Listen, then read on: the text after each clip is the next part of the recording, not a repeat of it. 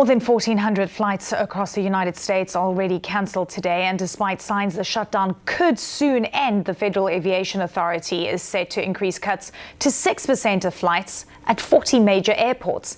If the shutdown doesn't end by Friday, that number goes up to 10%. All this as air traffic controllers are missing a second paycheck this week. CNN's Gloria Pazmino is at Newark Liberty International Airport in New Jersey. Great to have you with us, Gloria. What are you seeing on the ground? Well, Eleni, we've talked to some travelers here today who have come prepared. They know that the prospect for cancellations is a possibility. So some of them are showing up to the airport early, and they're also coming prepared. Many of them told us that they had actually rearranged their travel plans, knowing that travel cancellations are likely to get worse later in the week. Now, even as the end of the government shutdown appears to be near after the vote that took place on Monday night, this is still going to continue because there is a mandatory emergency order by the FAA to scale down flights across 40 major U.S. airports. Now, that scaling down is beginning at a 6% today, and that's going to grow as the week goes on, eventually to 10% on Friday. So I spoke to some people who told me that because of that, they actually moved their plans up so that they could get out to where they are going on time. Take a listen to some of the travelers who spoke here today. Many of them pretty patient, considering that some of their plans had to change last minute.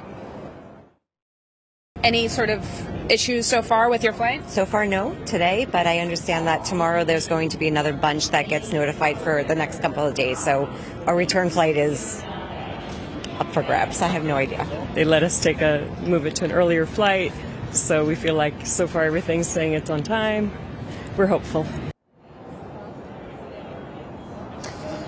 Some of the passengers we spoke to here today also said that the airlines have been pretty good about notifying people ahead of time so that they're not showing up to the airport, not knowing whether or not their flight is going to take off. And what we're seeing here is that is helping things move along, right? There are not very long lines here. Security is moving well. So we're not seeing sort of a chaotic scene here at the airport because people are in communication with their airlines. As far as the cancellation picture across the country right now, there's more than 1,100 cancellations so far, more than 500 delays. And here at Newark Airport in New Jersey, which is, of course, a major travel hub, there are 62 cancellations as of this hour. And one last point, Eleni, that I thought was significant and interesting is that many of the international travelers that we spoke to here today told us they've had no issues. We know that some of the airlines are prioritizing international travel and trying to cancel the flights that are smaller, going to regional airports, so that those major routes are not disrupted. A major breakthrough in the Senate as the chamber approved a funding bill that could end what is now the longest government shutdown in history. It now heads to the House and must be approved there before it lands on President Donald Trump's desk for a signature. Here's what's in the deal. It's a stopgap measure to fund the government through January 30th. SNAP benefits will be paid through fiscal year 2026. Federal workers fired during the shutdown will be reinstated, and no more mass firings will take place through January. Ahead of the Senate's vote, Trump said he supported the plan.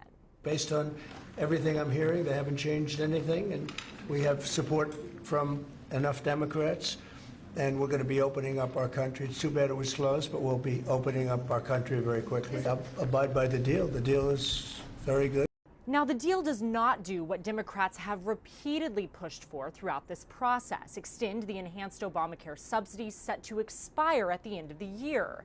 It does promise a future Senate vote on it, but the House has not committed to taking it up.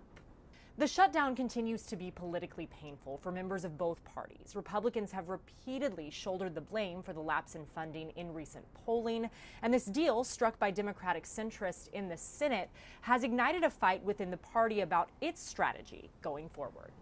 At the White House, I'm Julia Benbrook. Peanut butter. They love their peanut butter. At this Los Angeles food bank, they've seen a surge in people coming for free food since the government shutdown began on October 1st. They just don't have the money, and they need it. They need to feed their kids. Roughly 42 million Americans receive food stamps to help pay for groceries through the Supplemental Nutrition Assistance Program known as SNAP. But because of the shutdown, many November payments were not sent. It's just not easy at all. Even when the government opens back up, it's unclear when SNAP recipients like Chantil Manuel will get their benefits. The Department of Agriculture has to send the funds to each state, and the states then have to process it. Furloughed workers may also feel the financial burden for a while. More than 1 million federal employees have gone without pay during the shutdown. Personal finance columnist Jean Chatzky says those workers should contact their mortgage or car lenders if they're worried about missing payments. Many of these places have skip-a-pay programs or other forms of relief where they'll actually work with you. And air travel could still be impacted even after the shutdown ends. The FAA has had to gradually reduce air traffic because airports and air traffic controls across the country don't have enough staff to operate. It's caused mass flight delays and cancellations. But even before the shutdown began, there was a shortage of air traffic controllers. I used to have about 4 controllers retire a day before the shutdown. I'm now up to 15 to 20 a day are retiring. Transportation Secretary Sean Duffy warns passengers may still see delays and cancellations even after the government opens back up. For Consumer Watch, I'm Jen Sullivan. Until a deal to end the federal government shutdown is inked, airlines must continue to follow the FAA's emergency order to incrementally reduce flight capacity at 40 major U.S. airports, rising to 10% by Friday. We were scared that it was going to delay like a whole day or more, but luckily it was only an hour. But hopefully this doesn't delay it more. Tuesday, the flight cuts rose from 4% to 6%, but Transportation Secretary Sean Duffy says that percentage is actually higher. The issue here is you saw more delays over the weekend than 4%. And we thought it's better to manage a reduction in flights, to systematically do it, to plan for it, than to let chaos ensue. Secretary Duffy visited Central Wisconsin Airport on day 42 of a record-long government shutdown, speaking to air traffic controllers who have missed 2 paychecks. We have some controllers who are put in a very difficult position. He warned that even when the government shutdown ends, air travel won't resume to full capacity immediately. I'm concerned that we're not going to have on day one controllers come back into the towers right away. There have been at least 638 reports of short staffing since the government shutdown began on October 1st. That's more than 6 times as many as were reported on the same dates last year. We had a 6-hour delay in Houston, and the weather was perfect. It's because the air traffic controllers aren't getting paid. I'm Maribel Gonzalez reporting.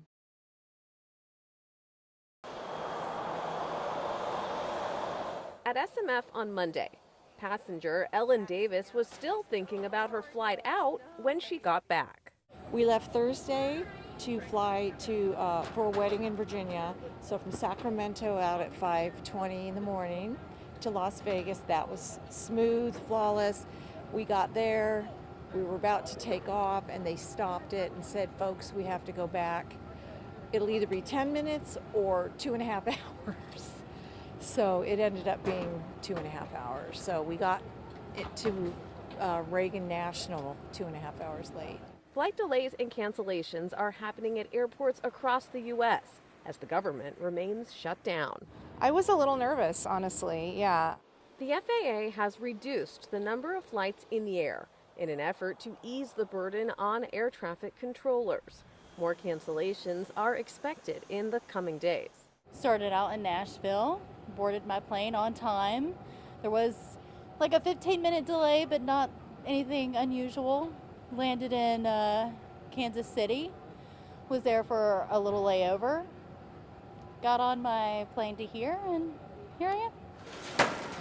While SMF is not one of the airports feeling the brunt of the impact of the shutdown, officials are still encouraging travelers to give themselves some extra time. And for flyers like Davis, she says it seems people are doing so and taking any travel challenges that may arise in stride. I think people are in good spirits. It's almost like what choice do you have? You have to just deal with it. The point is to get there safe and get home safe, and that's what happened.